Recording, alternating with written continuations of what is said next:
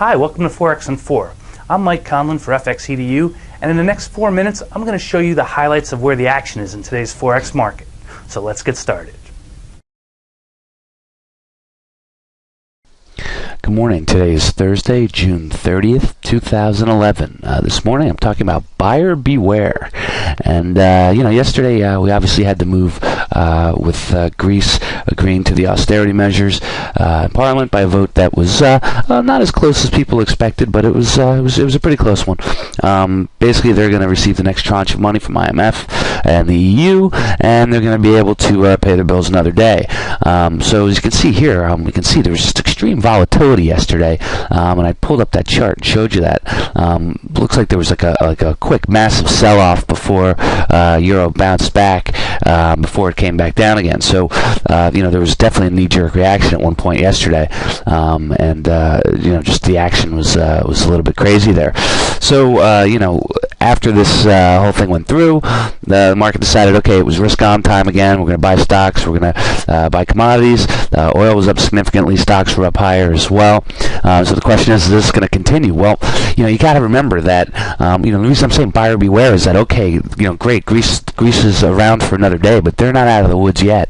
They still have, they haven't addressed any of the structural issues. They've essentially just gotten, some more money to pay the bills. But it's like, if you're swimming in debt and you want to keep the lights on, you can borrow some money from your friend, but at the end of the day, you may not be able to pay that back. So, this isn't a done deal here by any stretch of the imagination. And then don't forget, we have all these other countries in Europe that also could use bailouts. If contagion happens, or if somebody comes back and says, hey, we want that deal Greece got, maybe Portugal or Ireland or somebody like that comes back, then it could be an issue. So you can see here, euro bounced higher. We got up to about 145.20. Put in a short-term double top there. All right, and then we also had, excuse me. Overnight, they had CPI data in the Eurozone. It came in as expected, all right, showing gains of 2.7%. So it's not, that's pretty steady right there. So, folks are saying, well, you know what, maybe the ECB is not going to raise rates next time around because, the inflation is as they've expected. It's somewhat tame, although Trichet was hawkish in the recent past, so there is an expectation that they're going to raise rates despite what's going on in Greece. So we have to keep an eye on that situation. And lastly, German unemployment fell a little bit less than expected by 8,000. They were expecting it to fall 17,000. Essentially, what that means is that there weren't as many jobs there. So it's one of the situations where the unemployment rate actually remained the same at 7%. So the German economy is pretty good, but 7% may be a little bit high, but not in the grand scheme of things. And retail sales in Germany actually took a plunge. They were down 2.8% versus an expected gain of 0.5% on higher commodity prices. So a lot going on the euro today. Just want to show you the pound. Pound sold off here real quick. Home prices fell, but they fell by less than expected, so it wasn't a horrible number. You can see here just above 161, came back, and now it looks like we're setting up a little bit of support here right at around 159, say 70 area, 159.80. We'll see what happens with the pound there today.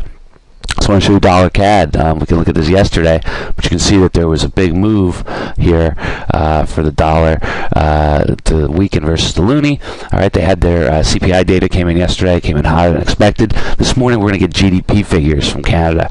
All right, and they're expecting that the month-over-month number is going to be negative 0.1%, which is going to mean that their year-over-year is at 2.7%, which is slightly lower than last time. So we'll have to see what happens with Canadian GDP, but looks like maybe we're putting in just a little bit of a rounded bottom here, and we're sitting up just ahead of 96.50. So perhaps we will see some dollar strength. So that's really kind of what we're looking at today. There's not a ton of news coming from the Pac Rim. All right, Australia. What did they have? They had home prices job vacancies fell about 4.5% In New Zealand, business confidence came in better than expected, which you can see here. The Kiwi's selling off a little bit versus yen, but it's higher versus dollar. Just take a look at dollar yen here. All right, dollar's weaker versus yen. In Japan, construction orders came in a little bit better than expected, and housing starts were basically double. But that's probably something that should be expected based on the fact that they're in rebuilding mode right now. So, all in all, there's still risk in the marketplace, and what, the crisis was averted for now, but it's not a done deal by any means. Now, the focus in the market is going to shift back to the U.S. and to this debt ceiling debate. All right, news came out that if we don't raise the debt ceiling, ratings agency is going to cut our credit rating substantially. So, nobody thinks that this is going to be an issue. However, you can see President Obama got out in a speech yesterday, and he's really trying to demagogue the issue here, and Republicans may hold firm on their tax hikes. So this thing could be heading on a collision course, and with one side blaming the other. But at the end of the day, it's going to get done. The question is who's going to flinch first, and what it's going to take to get it done. So anyway, that's what I'm looking at. Still some risk, so be careful out there, and good trading to all.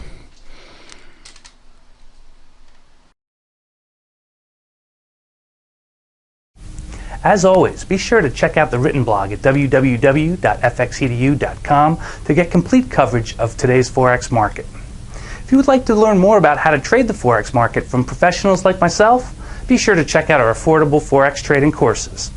And if you're already a seasoned professional or aspire to be one, ask us how we can help you achieve your Forex goals.